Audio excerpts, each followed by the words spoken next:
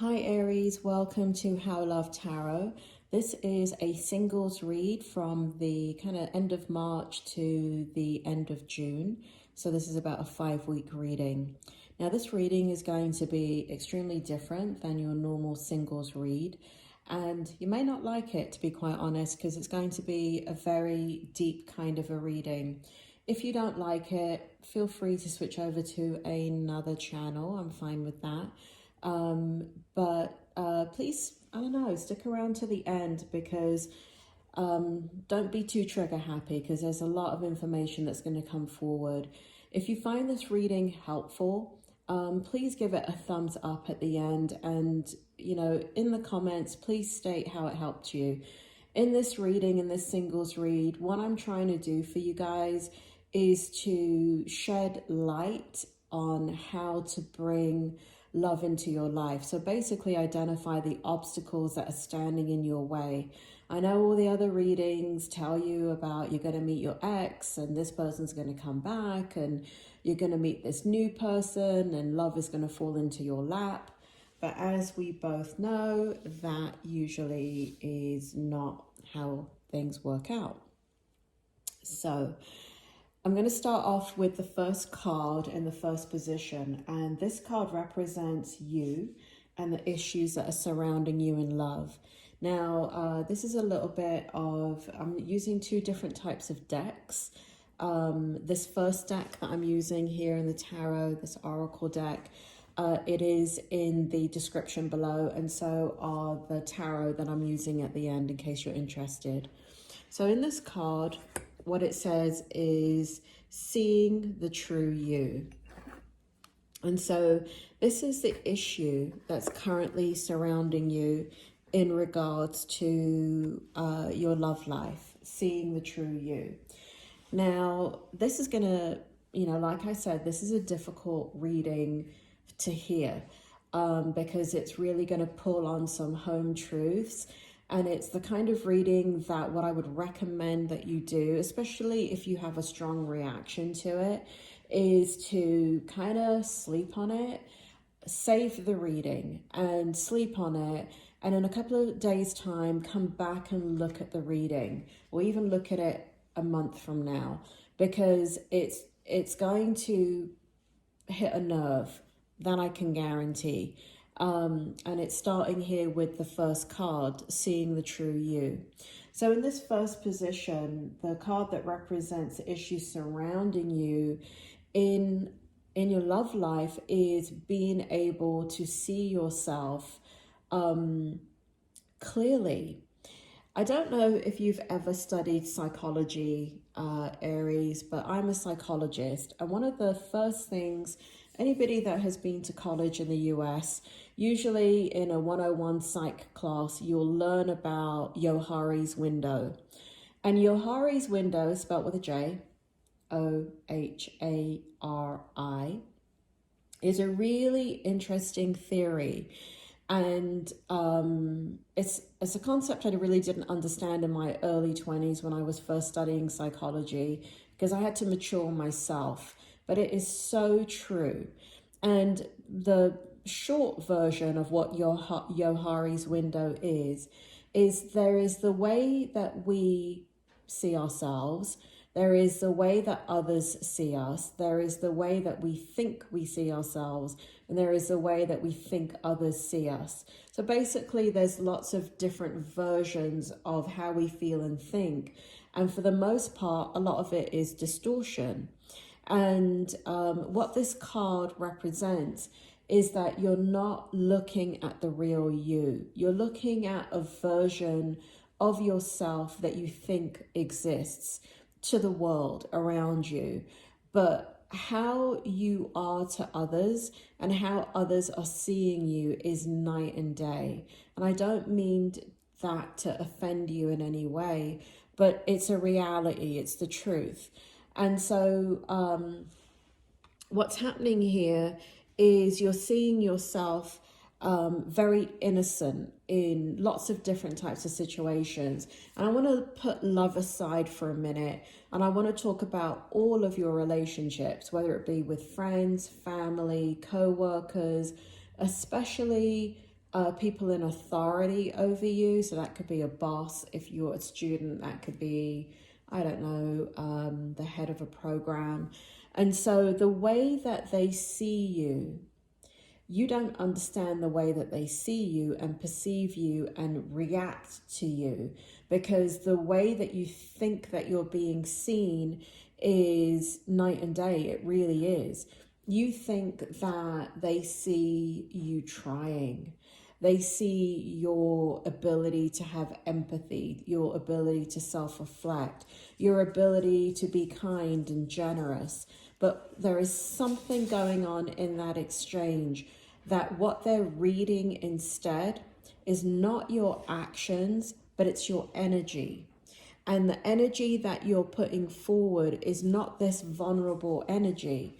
Spirit, can you give me one more card to explain the energy that people are seeing in Aries that's being misconstrued by both Aries and both by these people? Can you go ahead and give me a clarity card? Just one. To further explain, just one card, please.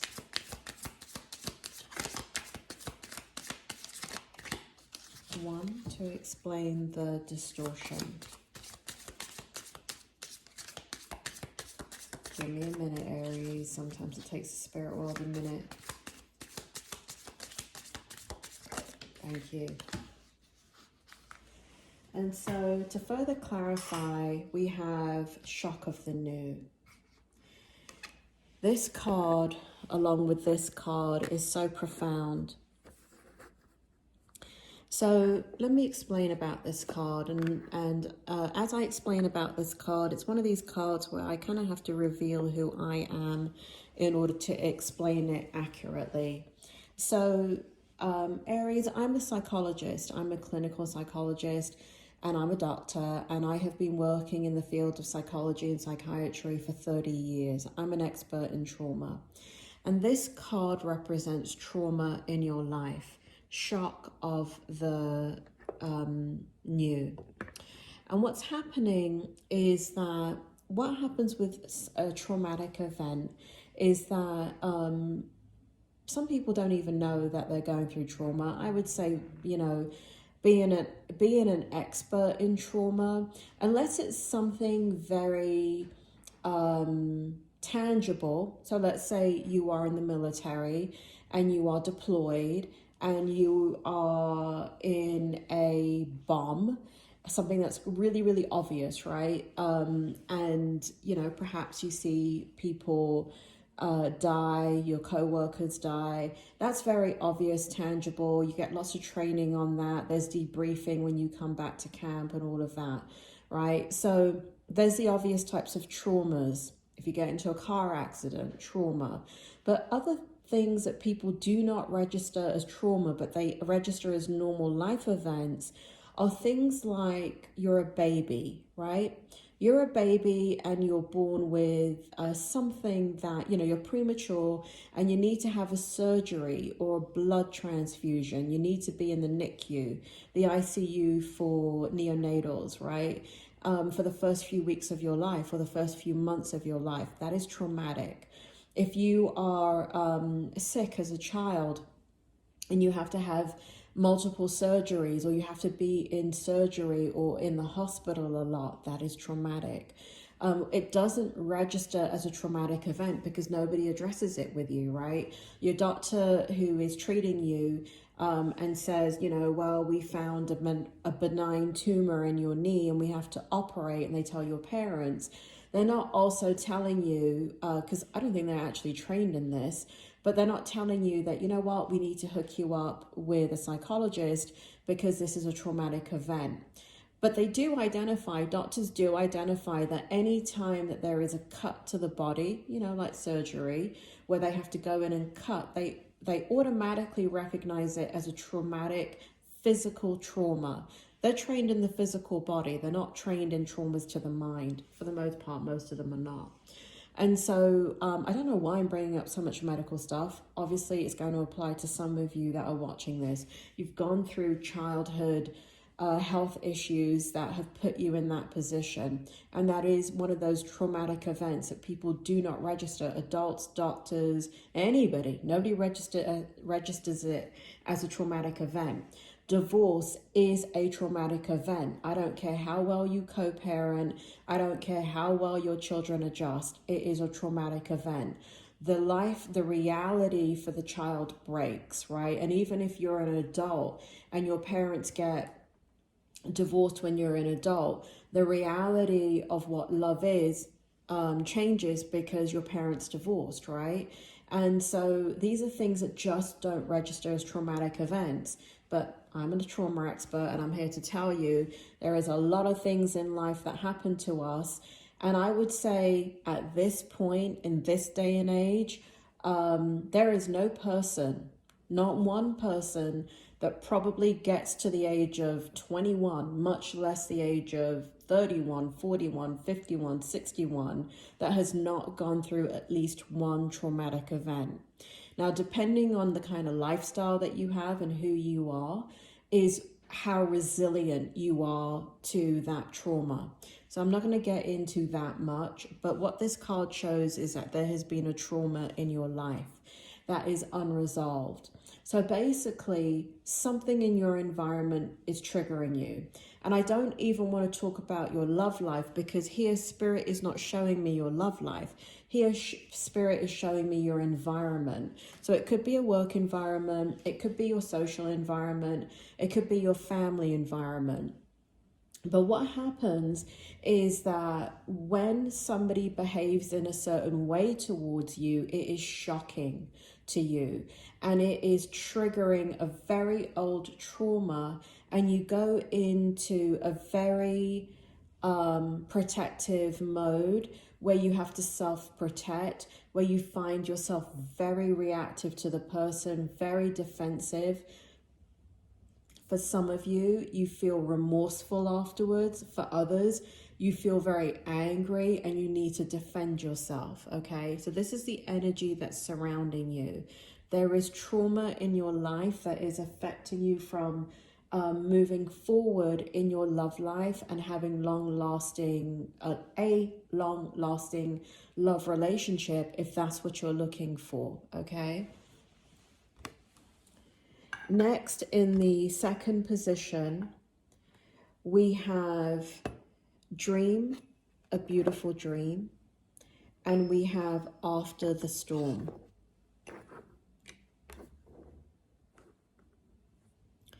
And so in this second card, in the second position here, what this represents is your behavioral patterns that are influencing your love life. So basically what's happening here is it shows here that for many of you, if not most of you, the trauma that I'm talking about, because Spirit brought in childhood, these traumas, these original traumas go back to childhood. And again, they don't register in the psyche. Aries, if I have taken one psychology class, I have taken every psychology class under the sun. I have got my AA degree, bachelor's degree, 2 master's degree, and a doctorate degree in psychology. And I have studied it extensively for the last 30 years. So I haven't just been practicing. I have been studying it alongside not just my academic work, but even on the side. And what happens is that, you know, time moves on, and these traumas, some of us grow out of them, right? Because you kind of just grow up and you mature and you learn how to cope very unconsciously most of the time. For some of you that have been into therapy, then you kind of take it on a conscious level. So it shows here that for a lot of you, the trauma is old, right? I'm not saying that you haven't gone through recent traumas, but the trauma that is affecting your love life is an old trauma, because you have, it feels like a long time has passed. You have been able to rebuild your life and be able to move on with your life. But what this shows right here, in this card right here, dream a beautiful dream, is there's something about this time frame of the original trauma that is an idealized version of what love is. And that is something that you have a conscious or unconscious expectation of that is inhibiting your love life, right? So, for example, and I'm just going to give you this as an example because it's an extreme example. So, let's say for those of you in the LGBTQU community, maybe you grew up in a maybe you're like, I don't know, 40, 50 years old, and you grew up in a community and in a family where at that time frame, you know, in the 1970s, being gay, being transgender just was unheard of. In fact, it was a mental illness. Being homosexual was actually a psychiatric mental illness up until the 60s, and it was changed in the 60s as not being a psychiatric illness. And so there's a lot of stigma attached to that, and used to be locked up because of it in a psychiatric hospital. In fact, for 100 years, people were locked up in prisons and in psychiatric hospitals all over the world just for being gay. And so, you know, even within your lifetime, and those of you that are younger in your 30s, guess what? You've got parents that are 40, 50 years old that grew up with the stigma, right? So if you're in the LGBTQU community, you're still dealing with a kind of a generational effect where there's an idealized version of who you should be, right? So you should be married to the opposite sex. You should be producing children in a nice, tidy environment where you have a white picket fence and a husband and a wife, and you get married in a church, and you don't have to fight for your rights, and you don't have to do any of those things. So I'm not saying that you are acting that out, but it's a part of your subconscious being. It's a part of your historical DNA, and it is being acted out. And that, again, that's an extreme example. For others of you, it's as simple as again, right, your parents are in their 40s and 50s, maybe you're in your 20s, and you are African American and you're dating people that are Caucasian, right? The stigma is still there. It's generational, it's genetic, it's in our atmosphere, it's in our news, right? So there's something in the unconscious. And for some of you that's done the therapeutic work, you know that it's sitting in your consciousness, and it's something that you battle. It's something that is a conflict with you. And it is something, those of you that are aware of it, it is something that you fight every so often, right? It's a conflict and a battle inside of you where you're different, and but you're acting out something that is not of your generation, but it actually comes from historical stigma or socialization that has been passed down. So part of your work here is to figure out what that is. And you do have to reach out to a professional, a psychologist, sometimes in order to figure that stuff out. And even if you have figured it out, it's showing here that it's getting you stuck in your love life. Something is coming out along your journey. And it could be you've liberated yourself from that, right? But the people that you're meeting have not. And this is very, very classic in the LGBTQU community, where you have come out, you are free, you are open, and you are unapologetic for who you are. But guess who you're attracting in? You're attracting people that are not out of the closet. You're attracting in people that do live with that stigma, who are not accepted by their family, who have a lot of rejection and abandonment in their lives because of it. And so they're not able to fully come into the relationship with you because you're not where they are. In fact, you're holding up a mirror to them of where they want to be and where they're not. There's a huge space between you and the people that you're bringing in. It could be something completely different, right? So it could be that you've learned how to overcome your traumas of the past because perhaps you have gone to therapy. But what you're attracting in are people that are deeply hurt, deeply wounded, that are acting out their old traumas over and over and over again. And again, there's a huge difference between you and them. You're not meeting each other on the same page.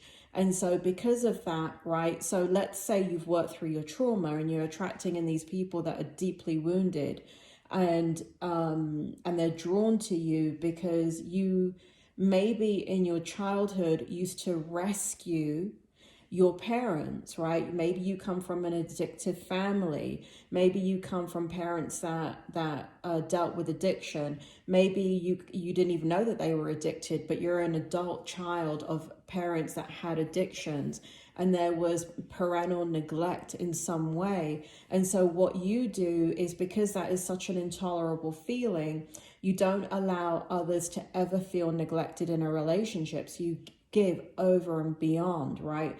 There's a difference between the people you're attracting and the kind of person that you are.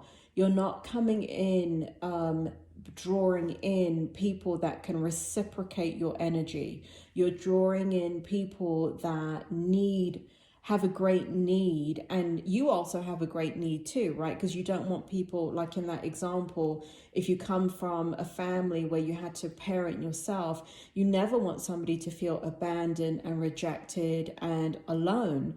So you go above and beyond in the relationship to make sure that they're not feeling that way. But when you need anything, what's happening? What you receive back is what you got from your parents, right? Because they're not capable of being there for you. And instead of them reciprocating that comfort, that empathy, that going above and beyond and making sure they're there for you, what they're doing is withdrawing. What they're doing is abandoning you. What they're doing is rejecting you in some way, and pushing you away and having you be alone and doing it on your own. Okay, so there's an issue here that needs to be resolved, that keeps playing itself out in one way or the other. I'm not saying it happens in every single relationship, but if you actually look at these relationships and you went all the way back through your history, a part of it is always being acted out in different ways. In the next position, what we have here is be the hunter, not the hunted. Be the hunter, not the hunted. And in this third position, this card represents areas that need further growth in order for you to find love. And so this says be the hunter, not the hunted, right? And so there is a value here that has been affected, your own value, your own self-worth.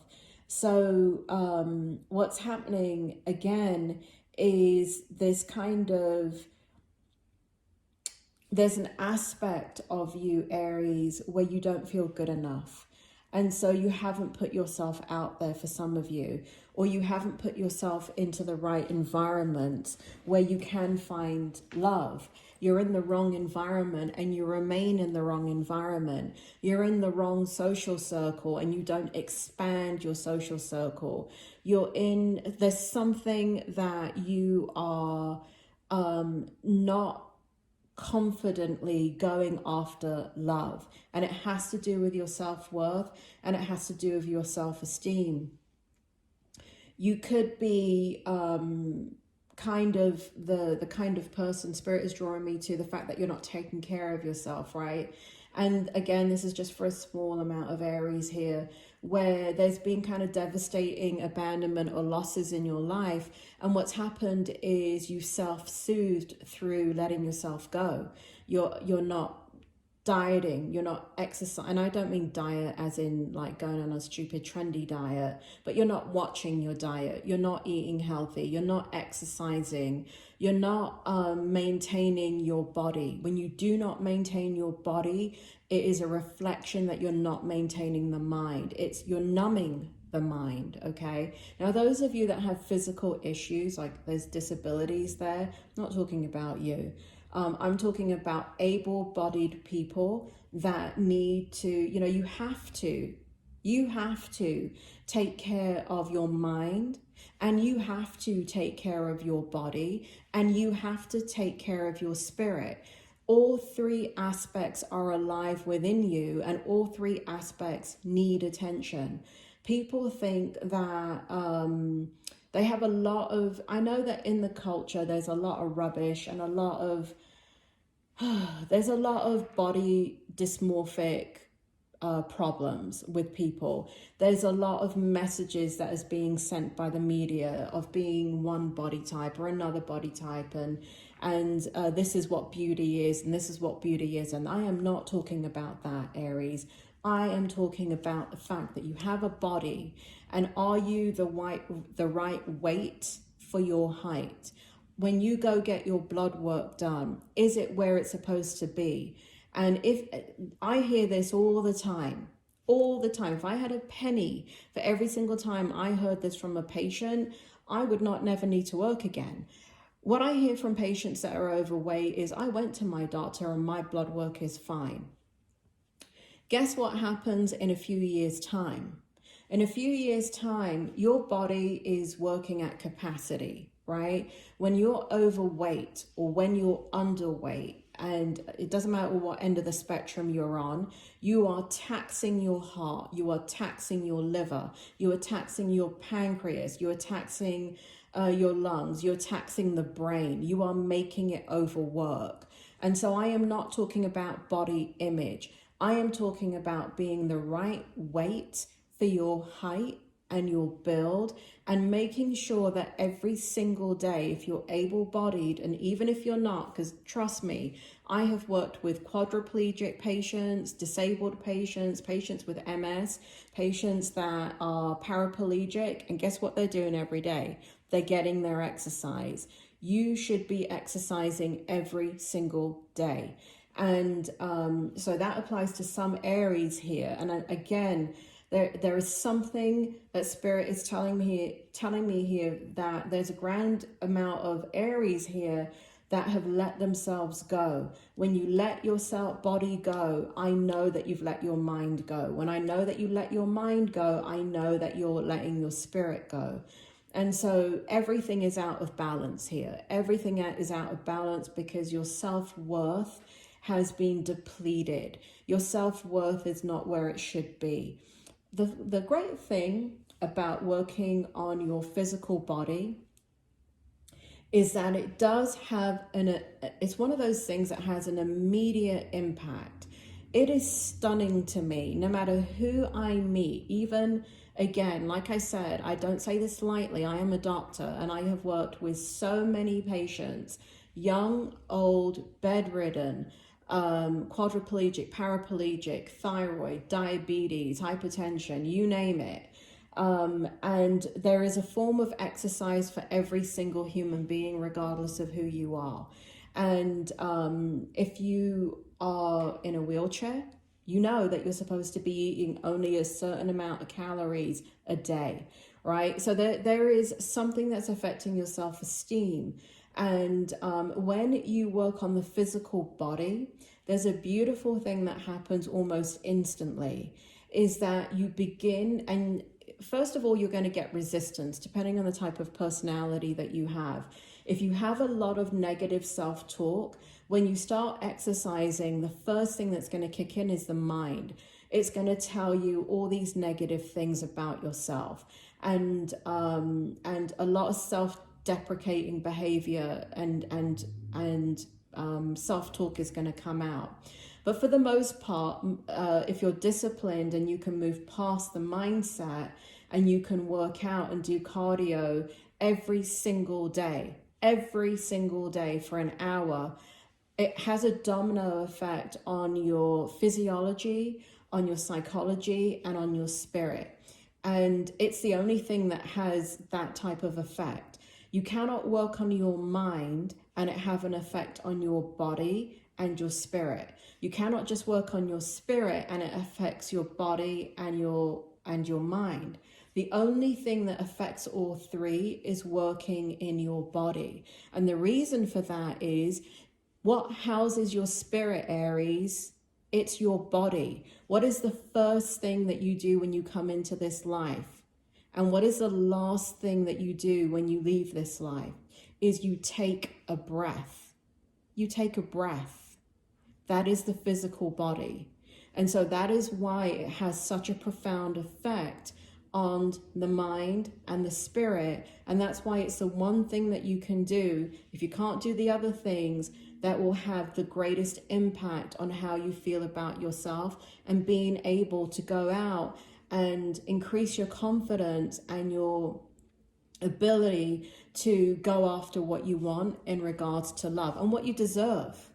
Not only what you want, but what you deserve, Aries, because there is a lack here of getting what you deserve because you've been rescuing people, or you're just not on the same page as people, and you don't want others to feel hurt, and you don't want others, you know, you're taking in the wounded, and there's nothing wrong with that, but they have to be able to give you something in return. And what's happening, because of your self-esteem, you're staying with people that do not give you anything in return, and eventually they suck the life out of you and the relationship ends.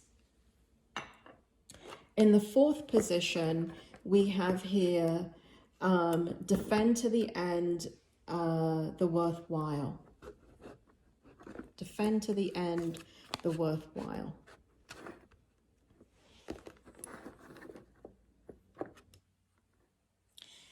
Now, in this position, this card represents the areas you need to change in or process in order to find love.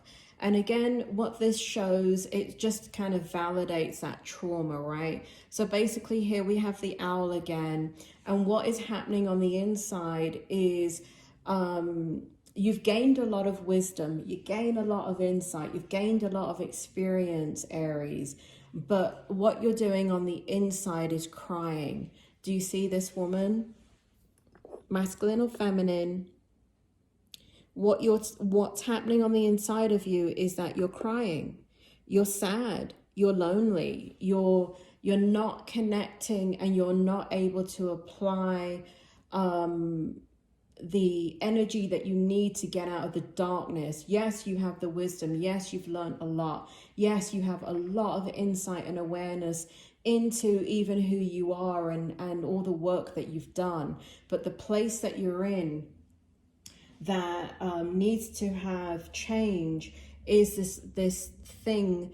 You know, you've stayed in the processing part. If those of you that you've stayed in the darkness, you've looked at all the dark things in your life, all the disappointments, all the upsets, and that is where you are. That is not where you need to be, but this is where you are, and it's stopping you in your love life. The last position is, what do you feel? Man, this is a very, very powerful card. And so this card represents the areas that need to be liberated within you to allow love into your life. And so basically, if you, do you remember that first card I showed you? Shock of the new. This is what is hurting you in your love life, right? And again, it has to do, I feel, with your environment more than your love life. And so it's having this bleeding effect onto your love life because it's actually happening in your environment. So there are people around you, and it could be a boss, it could be a mother, it could be your child, it could be something, I don't know what the hell it is. It's usually a person. But something in this environment of yours is creating a lot of angst within you. It's creating a lot of unhappiness within you. It's creating a lot of conflict within you. So what do you feel? Well, what you feel is the hidden emotions, right? We've got the moon right here. It's the hidden emotions. But look at what's in your hand. It's an orange and an apple. And you know that saying, we're talking about oranges and apples. We're not talking about the same thing here. That is what's going on. And we've come full circle in this reading because I started off by saying that what's happening is Johari's window. The way that people see you is not the way you see yourself. And it is happening in your environment, and it's bleeding into your love life. And so it's causing a lot of confusion. And so the ability to attract the right kind of people and love into your life, and that flow of energy is getting disrupted. What do, right? How do you get out of that? The best way to get out of it, the quickest way to get out of it is two things. First, if you haven't started already, or if you're not in a consistent routine, you need to be exercising every single day for an hour. That is your time. Remember what houses your life. What houses your life, what houses your spirit, what houses your mind is your body. It is the most important thing that you should be taking care of before you take care of anything. You take care of the body, the mind will take care of itself, and so will the spirit. But if you are not taking care of the body, you are not taking care of your temple. You are not holding it as sacred space. Your body is sacred space. Here in this, to get out of this, the easiest thing to do, quickest thing to do, is first, you need to pay attention to,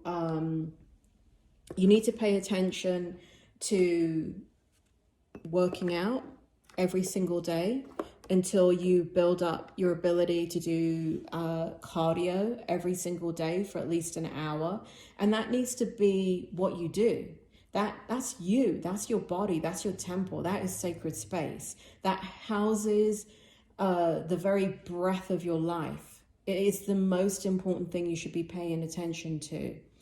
And then the next thing is you need to have professional help. So you need to have a psychologist that is trained in trauma in your local area that can help you through these difficulties. And it doesn't matter that you've been through therapy before. If you're having problems in your love life, if you can resonate with this reading and this is making sense to you, it is worth it. It is worth it to try and find a therapist in your area, psychologist, a doctor, a clinically trained doctor that understands trauma, that understands, when you're clinically trained psychologist, there's a difference. There's a difference between all levels of psychologists.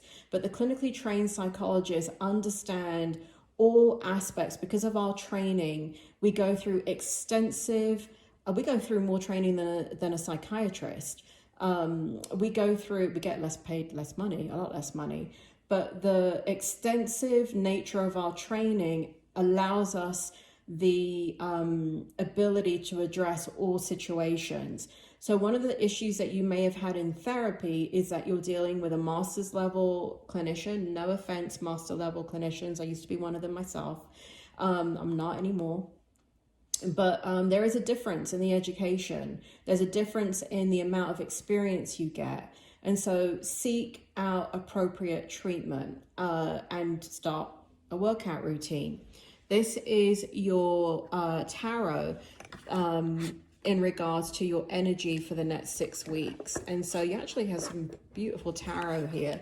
You have the Page of Swords, and what it shows, I just, if you're still with me, Aries, God bless you, because, that takes a lot of strength listening to some of the things that I'm telling you and being able to tolerate that, and more power to you for hearing me out. I know that what I'm saying is very, very difficult. Can you imagine being in therapy with me, my poor patients? But you know what? I get them better.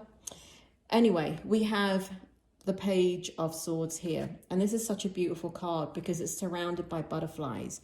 It's surrounded by your transformation. And this is what's happening in the next 6 weeks. You're sitting in your truth. Logical, perceptive, insightful, blunt. Maybe the blunt part is me. An exciting intellectual challenge, brilliant insights, information that you need, but might be challenging to receive. I think we're talking about me. Review all documents very carefully. So Spirit is saying, review all aspects of your life carefully. But what this shows is the energy that you're in is transformation. To be quite honest, if you're listening to this reading and you've made it this far, the only reason why you're listening to it still is because you're seeking something. You're a seeker, Aries, and you're in that space in your life that's what you want. You want to be liberated. You're tired of carrying all this baggage, and you want to let it go, and you want freedom, and you want love, and you want desire, and you want to have a reciprocal relationship. We also have the Ace of Coins sitting in your energy. I mean, two beautiful energies. So there's new beginnings here for you, Aries. I mean, basically, if you want it, take it. A windfall of abundance, wise counsel. Good fortune. Spirit is saying good fortune within your spirit when you walk the right path. Do you see the yellow brick road? And if you know the Wizard of Oz, looking at the Wizard of Oz is all about having the things that you need to be able to make it to the end of your journey, only to realize it was you to begin with, right? You possessed it already. You had it within you already.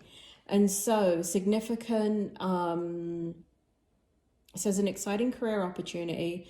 I do feel that for some of you, actually. A lucrative contact. I do feel like that some of you that are in business, that is appropriate. Significant purchases like a new home or vehicle. I actually think that applies to you guys too. So some of you are going through huge transformational processes right now.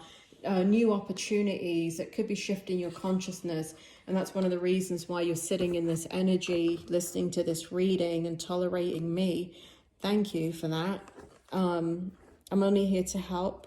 I only do these types of readings to help you because I believe that there's so much that can be done with the spiritual readings in tarot. If you're here with me to the end and this reading has resonated with you, please give me a thumbs up. Please leave a comment and let me know in how it helped you and how it can help you further. I need the comments and I need the thumbs up. So for example, if you look at the Cancer reading, there is, I think, over 1,000 views and tons of comments on there, and people are asking me questions and I've responded to them.